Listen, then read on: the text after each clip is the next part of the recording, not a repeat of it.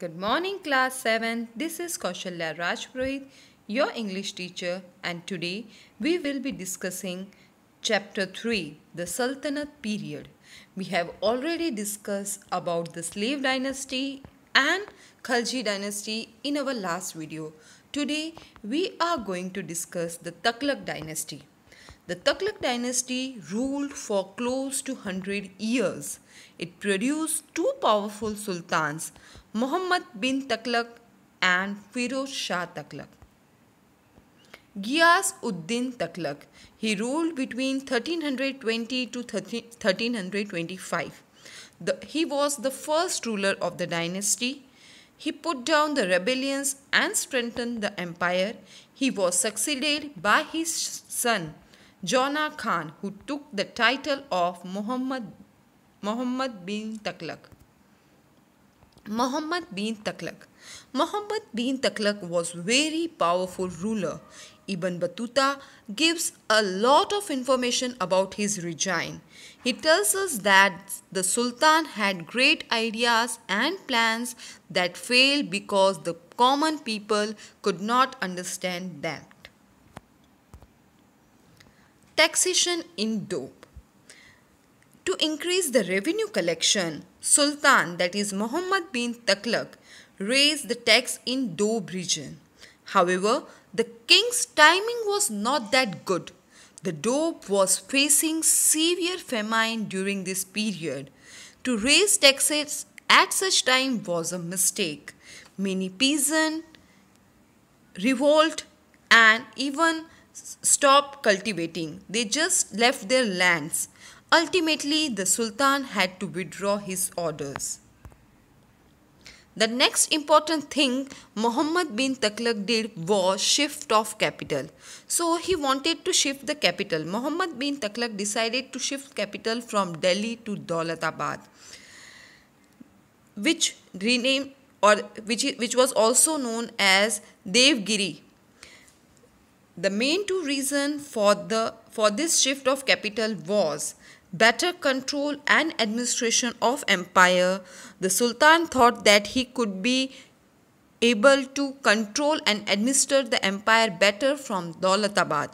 And the second was Mongols were a constant threat to Delhi. Daulatabad would be safe from Mongols' attack. Muhammad bin Tughlaq ordered the entire population of Delhi to move to Daulatabad. But however, after some time, the king understood that it was impossible to keep watch on the north frontier from Daulatabad. So he ordered to reshift of the capital. All the people who had gone to Daulatabad were asked to move back to Delhi. Introduction of a token currency. In 1939, due to shortage of silver, Sultan decided to mint coin of brass and copper. These coins had same value as pure silver and they could be exchanged for silver coins. Further, they could be exchanged anytime from the royal treasury. Muhammad, however, failed to check the illegal minting of the coins. So, what happened, as brass and copper were very cheap metals, right? Many and it can be very easily crafted into the coin, right? Because the design of the coins was very simple and any ordinary craftsman people can copy, craftsman or any people can copy it, right? So people started to buy brass and copper in bulk and they started minting their own coins. Hence Muhammad bin Tughlaq was not, or he failed to check the illegal minting of the coins, due to which he needed to exchange the silver coins for the forged coins, the duplicate coins. The treasury thus became empty and the money lost its value. Expedition. So, Muhammad bin Tughlaq had done many expeditions. Karachil expedition. Muhammad bin Tughlaq sent army to Kangra, that is modern Himachal Pradesh. After annexing this region, the army proceeded towards Tibet. It served heavy casualties, right? So many soldiers died during this expedition. Khusa, Khurasan expedition. Muhammad bin Taghlaq decided to conquer Khurasan in Central Asia. He raised a lot of money and spent money on weapons and other war supplies. The soldiers were also given 1 year's salary in advance. However, the expedition was withdrawn because of the difficulties the army would face in an alien land. The soldiers so recruited were disbanded. Muhammad bin Taghlaq became very unpopular because of all these schemes, right? He tried hard, but all his schemes failed, right? He lost the trust of his noble. The Sultan was unable to control his empire effectively, right? And there was a revolt in different parts of his empire in Bengal, Gujarat, Warangal, etc. And two powerful kingdoms, that is Vijayanagar and Bahmani, came up in South India and Deccan respectively. Now the next important Sultan of Taghlaq dynasty is Firoz Shah Taghlaq. Firoz Shah Taghlaq was Muhammad bin Taghlaq's cousin. He wanted the supports of nobles and ulema so that they would allow him to rule peacefully, right? So he gave bigger iqtas which were made hereditary, right? So before Firoz Shah Taghlaq, the iqtas were not hereditary, they were transferable, but he made them hereditary. So now, after the death of the noble, his iqta would pass on to his son. To please ulema, he ruled according to Islamic ways, right? So Firoz Shah Taghlaq knew that if he did not have the support of nobles, it will be very difficult for him to rule, and hence he tried to please the nobles by giving them iqtas and making it hereditary, and also he ruled according to the Islamic ways. Firoz Shah also did many reforms. He was a successful reformer. He built many canals, tanks, wells, hospitals and rest houses. He founded new towns such as Jaunpur, Firozpur, Firozabad, Hisar, Firoza. He set up many educational institutions and also many Sanskrit work translated into Persian and Arabic.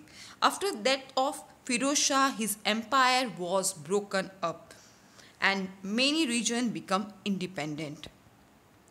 So, Taghlaq dynasty was very important dynasty. So, let us see some important aspects of Taghlaq rule. The Sultan. Sultan was all powerful to rule, right? So he was in Taghlaq dynasty, the Sultan was the most powerful person in the empire. To rule, however, he needed the support of the nobles.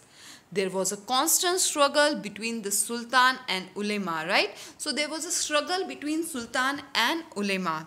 Muhammad bin tried to curb the power of ulemas while Firoz Shah was lenient to them, right?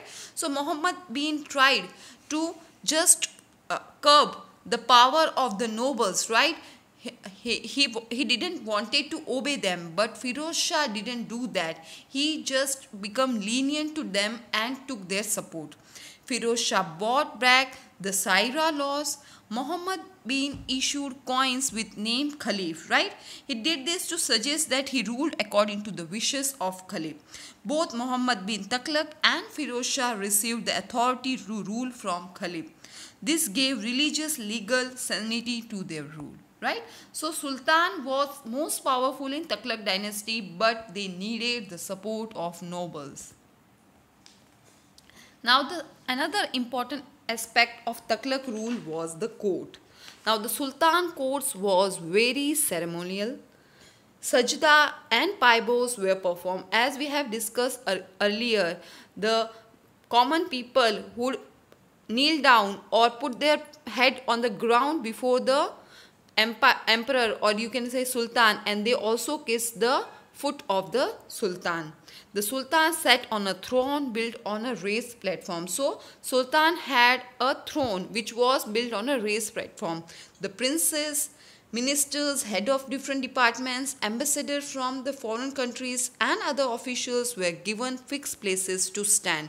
So everyone had a fixed place in the court of Sultan. Official reported matters to the Sultan.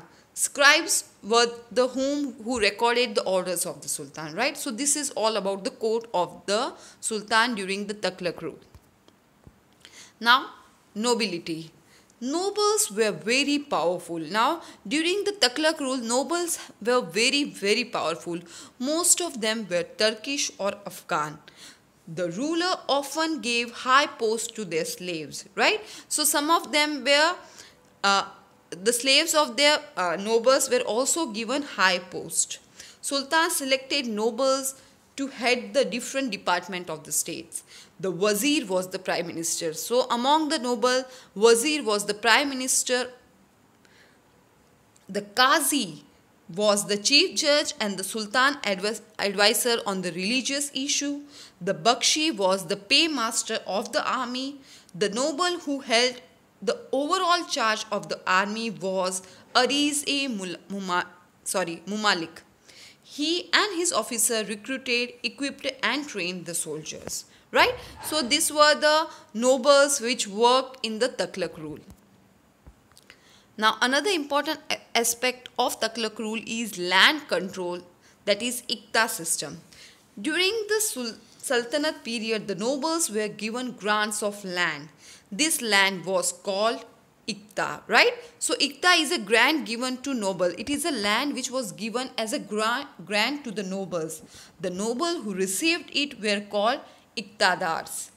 They collected taxes from the farmer living in their Iqta. So those farmers who lived on their land, the tax was collected by these nobles. With this money, they maintained themselves, their families, and also paid the soldiers under them.